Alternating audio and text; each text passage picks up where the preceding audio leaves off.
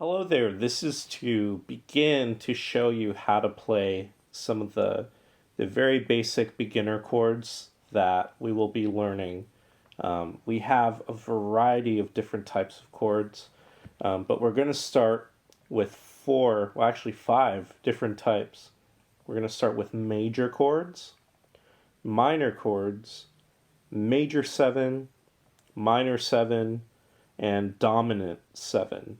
Okay, we're really only going to focus on the major chords in this portion of the video, but later on we will also do all of the other ones as well. And each have kind of what I call alphabet, quote unquote.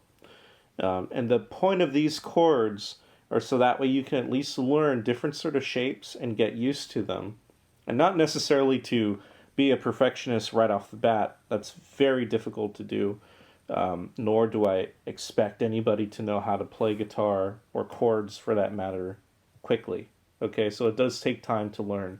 But a couple of basic things is to remember basically the note names of each string, okay? And I count the first string as the skinniest string, right here, and the thickest string closest to my face as the sixth string, right? The sixth. And because of that, I don't really use the numbers, though you can, but I prefer to use the note string. Let's start on the thickest string, the sixth string. This is called the low E string. The next one is the A string, the fifth string. The fourth string is called D. The next string, the third string, is G. The next string is tuned to B. And the highest string, the skinniest string, highest in pitch. Okay, so when I say high, it means in pitch. The skinniest string we call the high E. So we have a low E, high E. Okay, so we do have two separate E's tuned differently.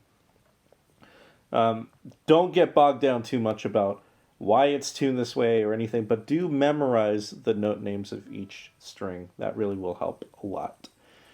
So looking on the screen right now, let's actually get into these chords. These are only the major chords, and this will provide very excellent practice into getting used to the idea of learning these chords.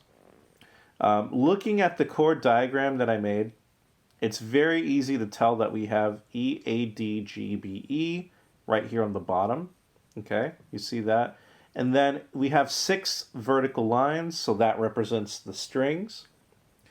And then we have these horizontal sort of areas here, and these are the frets. So this one right here is the first fret. The next segment right here, where these dots are the second fret. Then we have the third fret. Then we have the fourth fret. Okay, this dark black line up here represents the nut of the guitar. Okay, so the nut is this piece right here. Okay, and so that's like no fret at all. Okay, it's just the nut of the guitar. So we have fret number 1, fret number 2, fret number 3, fret number 4. So it only goes up to 4. Okay, which is perfect because these are what we call open chords, at least a majority of them. And so we'll get really delve deep into that. And if you notice up here, there's little circles, open circles, right here on the A string as well as the high E string. Okay, you can see A has a little open circle, E has a little open circle, and then the low E right here has an X. Anything that has an X means you do not play it. You just don't play it. You would go from the next string down, usually. And then you can see that little open circle indicates open string. So it's an open thing like this. Okay, you would just play it as an open string, just like that. Okay, so let's start with this first chord. This is called A major. And all of these are going to go A through G, and there are no accidentals in terms of chords, so we don't have A sharp or C sharp or E flat or anything like that. We're sticking only through the natural, so it'd be A, B, C, D, E, F, G. Okay? It just makes it easier to start that way and then move forward. The very, very first chord. Also, any black dot, that is where your fingers would go. Okay? As you notice, I do not have any markers to tell you what fingers go where. That is something you really have to discover for yourself, what will work best. But my job is to at least tell you where to begin and what you can do. So this A major chord, we have an open A string. So it's the 5th string, it's open. Okay. The 2nd fret of the next 3 strings, the D, G, and B, are on the 2nd fret. So they're fretted notes. And I like to use 3 separate fingers. I use my first finger, middle finger, ring finger. My first finger is on the D string, my middle finger is on the G string, and my ring finger is on the B string. And then we have an open high E, which we can see over here. Okay, so now if I were to play that, it would look something like this. And I'm going to use a pick, just easier for me to illustrate this. So I would go from the A string going down, and it would look like this. Okay, it's very important to understand how to use the tips of your fingers. Okay, let me just kind of darken that a little bit. Using the tips of your fingers more than your pads. The pads of your fingers are not going to help you here. Okay, you have to use the tips of your fingers, so that way the fingers get curled like this. Okay, you want to have them vertically sticking away from the guitar. Okay, the other method is using your middle finger on the D string, your first finger on the G string, and your ring finger on the B string. And that looks like this. So you can see it here. It's just switching my fingers around and playing. So you can play it like that. And to make sure you want to hear every single note, play each string slowly.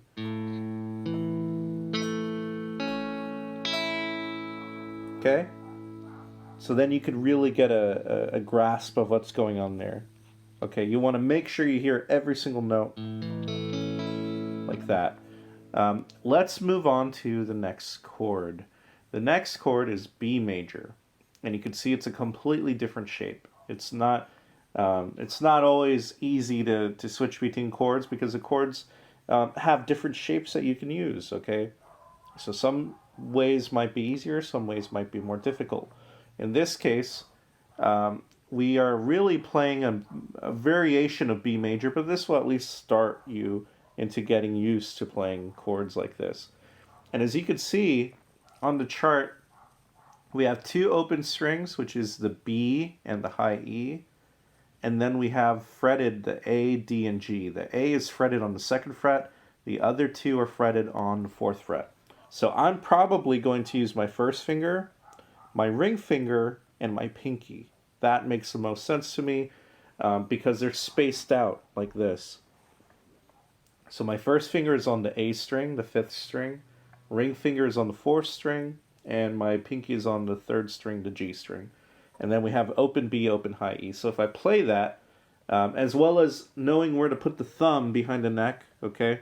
Make sure you have the thumb somewhere placed behind the neck. If you don't, it can be somewhat difficult for some of these chords, especially the more your hand wants to go outward like this, spaced out, you have to use the thumb behind the neck. In this case, I do have to have the thumb behind the neck. So let me just do that. And then I'm going to play from the A string down. And that is what a B chord sounds like. Moving to the next chord, we have C major, as you can see here. And here we have 3 fingers that we need to use. That's what the black dots tell me. We're not playing the low E. We are playing open G and open high E. Okay? So it's this kind of shape. And so looking at this, it makes more sense to fret it this way, I think. You could fret it a few different ways. You could use your middle finger, ring finger, pinky. But really the absolute best way to learn it is to use your first finger, middle finger, ring finger. And this is probably the go-to way to play this. There's not really any other way. The ring finger goes on the A string, 3rd fret. So right there. My middle finger goes on the D string, 2nd fret. Open G, first finger of the B string, and the open high E. And if I were to play that all, here's me just strumming it one time. Okay, Okay, let me just play it one more time. That we can hear every single note, let it ring. And it's very important, again, to note how you are holding your fingers up against the fretboard, away from the fretboard, and how you are curving your hand as well as your arm. Okay, that's very important. Going to the next chord, we have D major. It's also a good idea just to kind of look at the table that's on here and actually just memorize the shapes. Memorization is really the key. So it's like, you know, you're studying for a final or whatever. You have to memorize what equations you're going to use or what process is. So it's the same thing. Guitar does take a lot of intellectual power, definitely, to remember a lot of things. But it does take time, and it is very doable. This is the first chord where we have two strings that we don't play. We have the E, which we don't play. So this one is not played. The A string is also not played, but we have an open D, second fret of the G, third fret of the B, and second fret of the high E, excuse me. So it's this kind of shape here, and the best way I play it is my first finger on the G string, my ring finger is on the B string, and my middle finger is on the high E. So it's kind of moving my fingers like this, sort of. Okay? That kind of shape. And so if I were to play that, again, from the D string downward, 4 notes. There we go. And again, so you can see my thumb is just kind of hanging out here. Again, if I want to make sure I'm really putting enough force and make sure my fingers are upward, I'm going to put the thumb right behind the neck. And then that sounds like this. Okay? Moving to the E chord. Okay? This one utilizes all the strings. So this is E major. So it's an open low E. Second fret of the A and the D. I use my ring finger, I use my middle finger on the A string and my ring finger on the D string. And then I use my first finger, G string, first fret. And then open B, open high E. And if I were to play it all in one go, it sounds like this. So this is 6 different notes that are ringing out. The second to last chord, we have F major. This one is not really there's a couple of different ways you can play it.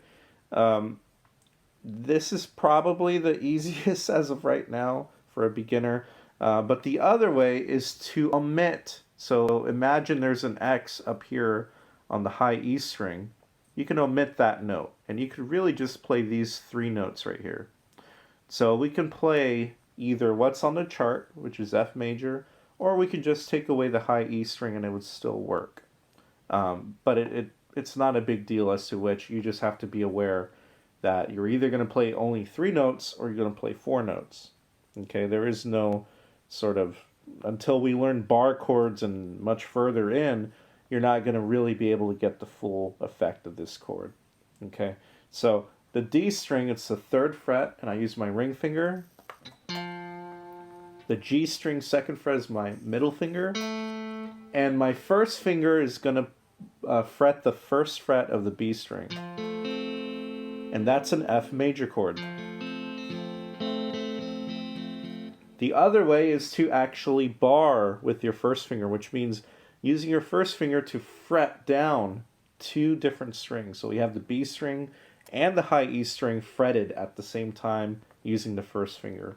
And it sounds like this. This definitely will require you to have your thumb right back in the back of the neck, okay? And it would sound like this. And if I use a pick, it will sound something like this.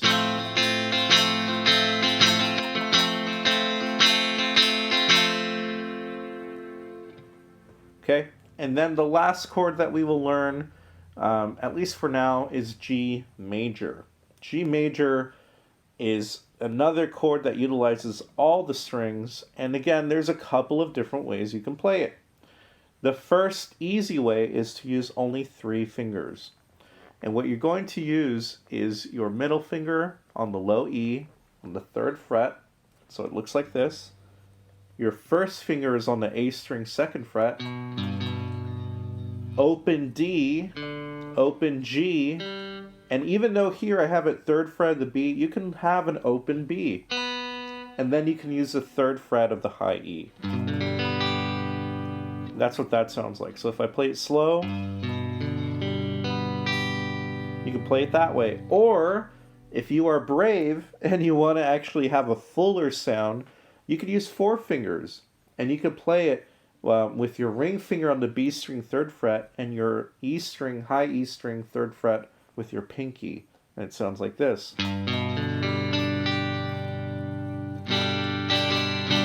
It just has a much fuller sound.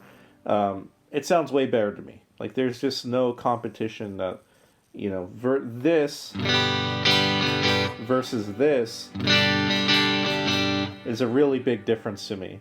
And so having that extra sort of note in there, I think matters. Anyway, let's recap through these chords really, really quick. So we have A major, looks like a straight line, and it sounds like this. B major starts on the A string as well, and it looks kind of like a spaced out sort of 2 different things here, and it looks like this, or sounds like this. The C chord kind of reminds me of the letter C, and it sounds like this. Then we have a D chord, kind of looks like a pyramid or the letter D or a triangle, any way to remember it, and it starts on the D string. And it sounds like that. Then we have E major. There's not really any way to kind of remember it, but it's just kind of a you know, certain very, very, very, very particular shape. It's a very unique shape. And we can play it like this. Then we have F major, which has this sort of shape, and it sounds like this. And then G major, I just love the sound of it. Again, very unique shape, and that sounds like this. So if you are going to be working on this, do only work on these first 7 chords right here. And then after these chords, we will learn the minor chords, which are the next sheet over. They're going to be a little different and a little bit harder, and so it's very important to get down the first set before we progress to the next set. So that is it. This is only part 1 of all the chord series that I'm doing here for the beginner sheet. And again, this is all the major chords. And thank you so much for watching.